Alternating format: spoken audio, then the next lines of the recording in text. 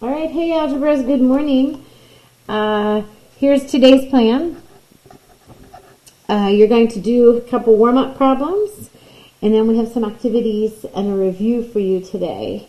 So take a look at these problems. If you haven't already solved, pause the video and solve them.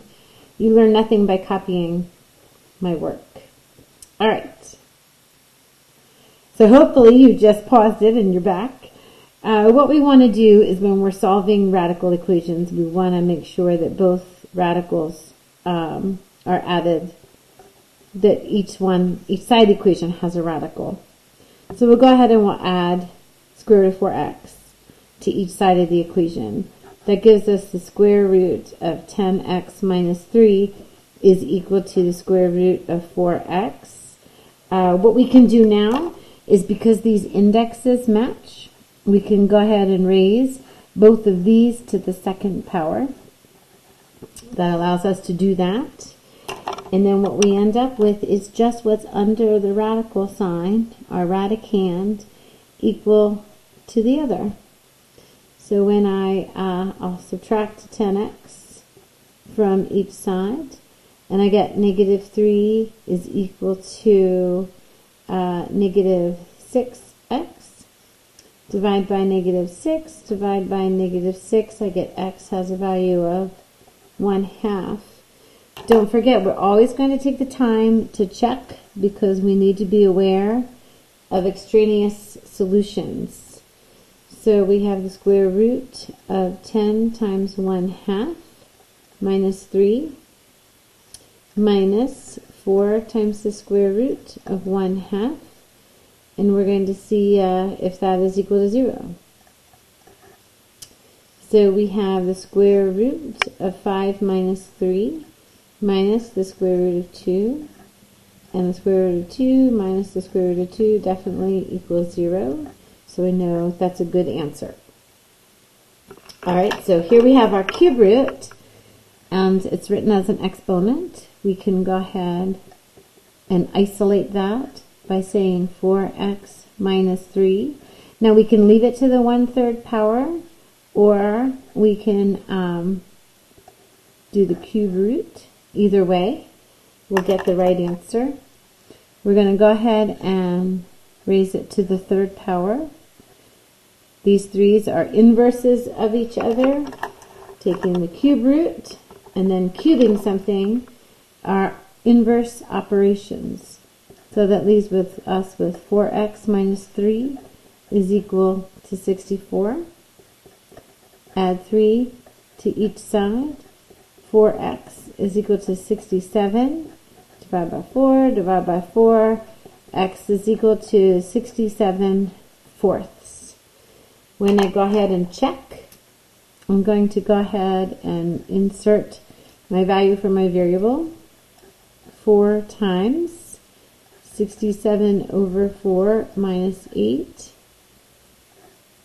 and that's all to the 1/3 power, plus 1, and we'll see if that is equal to 5. So we have my 4's cancel out, and I wind up with, let's do this on the calculator.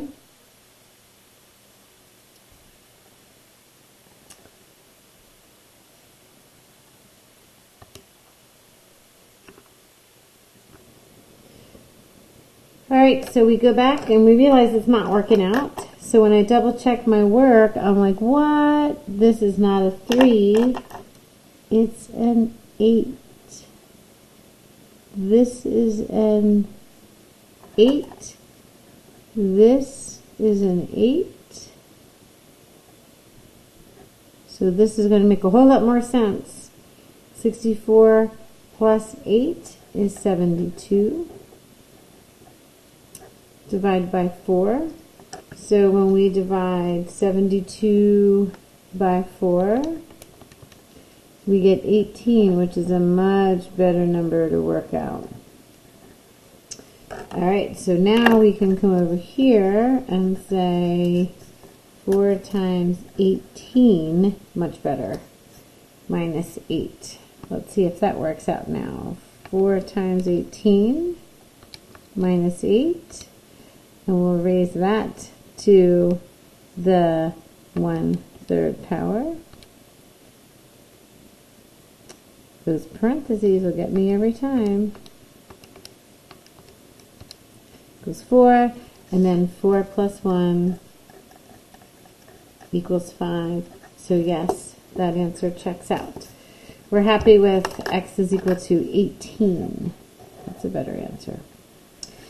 All right, so I want to come down here and talk about something that's going to be in your activity that you'll see today. It's the idea of rationalizing a denominator, but we're going to use a word called a conjugate.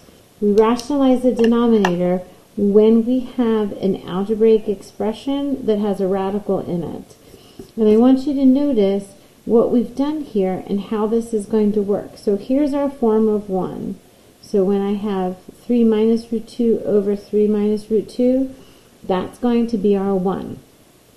I take my 4 and I distribute. So I wind up with 12 minus 4 roots of 2. But watch what happens with my denominator. I multiply my first terms. 3 times 3 is 9. Remember, I'm going to FOIL this. 3 times 3 is 9. My outside terms, 3 times negative root 2 is equal to negative 3 roots of 2. 3 times positive root 2 is going to be 3 times positive root 2. Root 2 times root 2 is going to be 4. One is positive, one's negative, so I'm going to get minus 4. I want you to check out something. Do you see the 0 pair? This works out on purpose. We know that the sum difference pattern is going to give us a 2-term binomial. Here's my 9 and here's my 4. This radical is going to create a 0 pair and cancel out. That's the math that we use to follow the rules where we're not allowed to have a radical sign in the denominator. So I end up with 12 minus 4 roots of 2 in the numerator, and then because these are a 0 pair and cancel out, I have 9 minus 4, which is 5. So go ahead and try that one here, because what you see is I'm going to multiply it by a form of 1. My numerator and denominator have to match. I'm not allowed to change the value of the fraction, but I'm going to be smart in what I multiply it by. I'm going to create a sum difference pattern where my middle terms, the ones that have these radicals, are the ones that cancel out. Whatever I do to the bottom, I have to do to the top of my fraction. So when I distribute my root 2, I have root 2 plus root 2 times root 10 over, and here comes my FOIL. 1 times 1 is 1, and I have minus root 10 plus root 10. Here is my inner and my outer product. And then I have minus root 10 times root 10 is just 10. Here's my 0 pair. So when I go to simplify my fraction, I have square root of 2 plus 10 is 5 times 2. Here's a double factor. So the 2 comes out. The 5 is stuck inside the radical. And in my denominator, I have 1 minus 10, which is going to be negative 9. This fraction now follows the rules where it does not have a radical in the denominator, as does this one. You're going to have a chance to practice these in your game that you're playing today. So what you'll notice when you're simplifying is that you use the sum difference pattern to cancel out the radical. It's a pretty cool tool. It's called the conjugate, and we'll talk more about that in a little bit.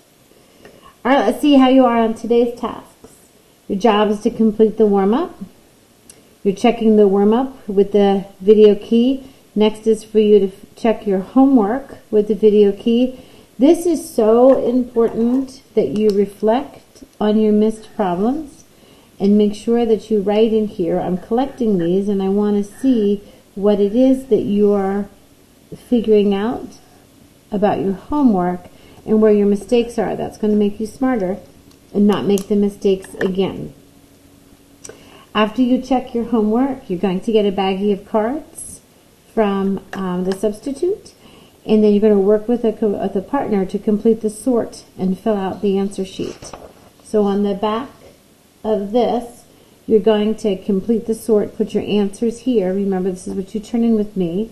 And I want to see both of your names so I know who you are, your workspace, and then some hints. So as you go about working on the cards and simplifying them, numbers 9 or number 6 and 7 are the ones that have you using the conjugate. So I gave you some hints for each of these numbers that you can see as you work to simplify each of the cards. And then, of course, your homework tonight is the review packet. We're not having the test next class, but we'll have the test after that. We'll do an extra day of review to make sure you have some chance to ask questions and to check your answers. All right, good luck.